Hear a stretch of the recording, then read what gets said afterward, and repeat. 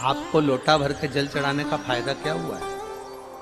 अब सुनना, पूरे भारत के लोग और पूरे देश विदेश में बैठे हुए जितने भक्त इस आस्था चैनल के माध्यम से कथा सुन रहे हैं, महाराज भगवान का एक नाम है भिक्षु, और भिक्षु वर अवतार की कथा कल चल रही थी। भगवान शंकर जब सत्यारथ के मर जाने के बाद उसकी धर्म पत्नी गर्भ से थी, और वह धर्म पत्नी भी बच्चे को जन्म देकर घाट पर छोड़कर जब पानी पीने के लिए गई तो घड़ियाल ने, मगर ने उसको पकड़ लिया और वो धर्म पत्नी भी मर गई। पार्वती जी के मन में संशय आ गया था, पार्वती जी के मन में संशय प्रकट हो गया था कि ये शंकर भगवान की उपासना करता है, ये शिव का भजन करता है। राजा सत्यारथ शंकर भगवान को जल चढ़ाता है, राजा सत्यारथ भगवान शंकर की आराधना करता है, शिव की आराधना करता है। उसके बाद भी इसके प्राण छूट गए। इसकी धर्म पत्नी वो भी भगवत भजन में डूबी रहती है, उसके प्राण छूट गए। इसकी राज सत्ता चली गई, उसका वैभव चले गया, उसका बच्चा नदी के घाट पर पड़ा हुआ है। शिवजी के सामने प्रश्न का अंबार था, भगवान शंकर के सामने ढेर प्रश्न थे।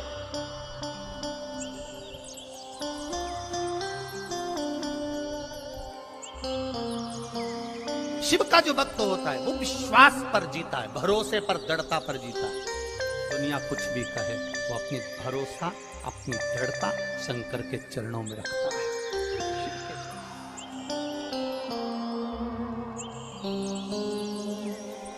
पार्वती, तुमने राजा सत्यारथ का जीवन देखा है, तुमने राजा सत्यारथ के लिए, तुम कह रही हो कि राजा सत्यारथ पूजन करता था, पाठ करता था, अर्चना करता था, शंकर को जल चढ़ाता था, शिवालय जाता था, और उसकी धर्म पत्नी भी जल चढ़ाती थी, शिवालय जाती थी। उसका बच्चा पड़ा हुआ है, उसका पूरा वैभव चले गया। शंकर की आराधना करने वाले को इतना कष्ट होगा, शिव की आराधना करने वाले को इतना दर्द होगा, शंकर की आराधना करने वाले को इतना दुख होगा। ये तो होना नहीं चाहिए था। ये दुख कैसे आया?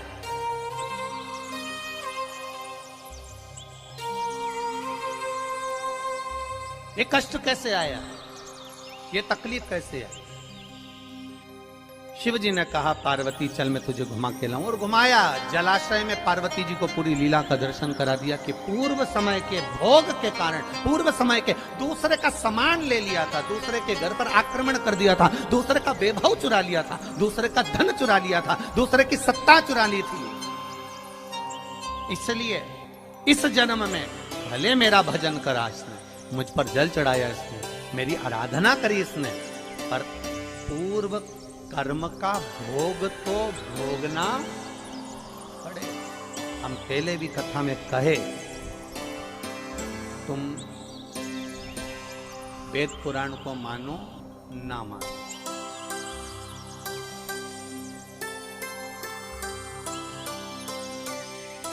तुम धर्म शास्त्र को मानो ना मानो, तुम अपने बड़ों को मानो ना मानो, तुम अपने गुरु को मानो ना मानो, पर इतना जरूर मानकर चलना कि कर्म का भोग तो परमात्मा को भी भोगना पड़ा, तो अपन तो मनुष्य हैं, भोगना पड़ता ही पड़ेगा। कोई तुमसे कह दे मेरे पास आकर बैठ जा, मैं दुख नहीं आने दूंगा। कोई तुमसे आकर कह दे कि मेरे पास आकर बैठ जा, मैं ऐसा काम कर दूंगा कि तुम्हारे जीवन में दुख नहीं आएगा, तकलीफ नहीं आएगी, कष्ट नहीं आएगा, तो समझ लेना कि ये बेवकूफ बना। दुख आएगा, कष्ट आएगा, रोग आएगा, बीमारी आएगी, तकलीफ आएगी, क्योंकि पूर्व के कष्ट का, पूर्व के कर्मों का भोग हमको भोगना, पूर्व के कर्मों का भोग हमको भोगना। वो कौन भोगेगा? तुम्हारी कमाई के हिस्सेदार होते हैं तुम्हारी पत्नी, तुम्हारे घर के माता पिता, तुम्हारे भाई बंधु और तुम्हारे बच्चे तुम्हारी कमाई के हिस्सेदार होंगे। पर एक बात अपनी जिंदगी में उतार कर रखना, तुम्हारे कर्म के हिस्सेदार नहीं होंगे कि तूने कमाया कैसा था। तुम्हारी कमाई के हिस्सेदार तुम्हारी पत्नी भी होगी, तुम्हारे बच्चे भी होंगे, बेटा भी होगा, बेटी भी होगी, माता भी होगी, पिता भी होंगे, भाई भी होंगे, बंधु भी होंगे, बहनें भी होंगी, उनके सारे रिश्तेदार होंगे, तुम्हारी कमाई के हिस्सेदार होंगे, और तुम्हारे कर्म के हिस्सेदार नहीं हो सकते। कर्म का भोग तो तुझे अकेले ही भोगना है। तब वो परमात्मा भी कहेगा कि तेरा क्या होगा रे कालिया। फिर वो भी कहेगा कि होगा क्या, क्या कर्म करेगा। कोई दूसरा नहीं भोगेगा, हमें भोगना, हमें।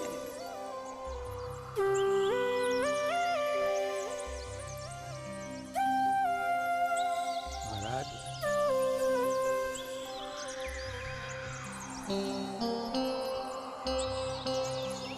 कर्म का भोग तो भोग, कोई दूसरा नहीं भोगने वाला। पार्वती, सत्यरथ को कर्म का भोग भोगना था। पूर्व में इसका वैभव इसने दूसरे का चुराया था, इसलिए आज इसका वैभव चले गए। पूर्व में इसने जो कर्म किया था उसके कारण इसका ये कर्म चले गए। तो फिर आपको लोटा भर के जल चढ़ाने का फायदा क्या हुआ है? अब सुनना, पूरे भारत के लोग और पूरे देश विदेश में बैठे हुए जितने भक्त इस आस्था चैनल के माध्यम से कथा सुन रहे हैं, अब सुनिए। ये कथा में भिक्षुवर अवतार भगवान शंकर का हुआ है 14वें नंबर का। उस कथा को ध्यान से सुनना। 19 अवतार में से एक अवतार है और यह हम सब के लिए है आज शिवरात्रि के दिन, कि दुनिया के लोग कहेंगे, दुनिया के लोग कहेंगे फिर वो सत्यारथ मरा क्यों, फिर वो उसकी पत्नी को घड़ियाल क्यों खा गया, फिर उसका वैभव क्यों चले गया। कई लोग कहते हैं ये दुख क्यों आता है, तकलीफ क्यों आती है, कष्ट क्यों आता है, ये पूर्व कर्म का भोग है। फिर हमने शंकर जी को जल चढ़ाया, शिव जी की आराधना करी, शंकर को हमने पानी चढ़ाया, शंकर जी के मंदिर गए, शिवालय गए, देवालय गए, फिर उसका फायदा क्या हुआ, उसका लाभ क्या हुआ। तो फिर शंकर भगवान ने पार्वती जी से कहा अब उसका जल चढ़ाने का लाभ तुम देखो पार्वती, तुम देखिए।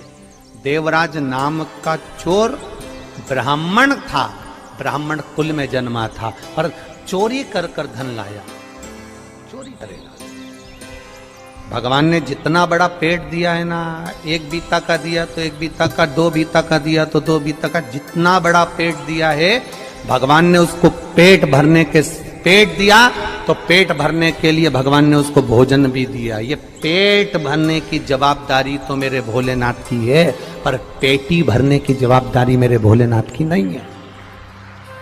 तो बस इस पेट से हटकर जब दूसरा कहीं काम, लोभ, आसक्ति, वासना, तृष्णा, देवराज के साथ हुआ क्या था, देवराज की पत्नी थी, बच्चे थे, जो पत्नी थी, बच्चे थे, उनके पेट भरने की जवाबदारी भी भोलेनाथ की थी। भोलेनाथ ने पेट भरा, पर दिक्कत कहां खड़ी हो गई, जब देवराज अपनी बुद्धि को भ्रष्ट कर लिया।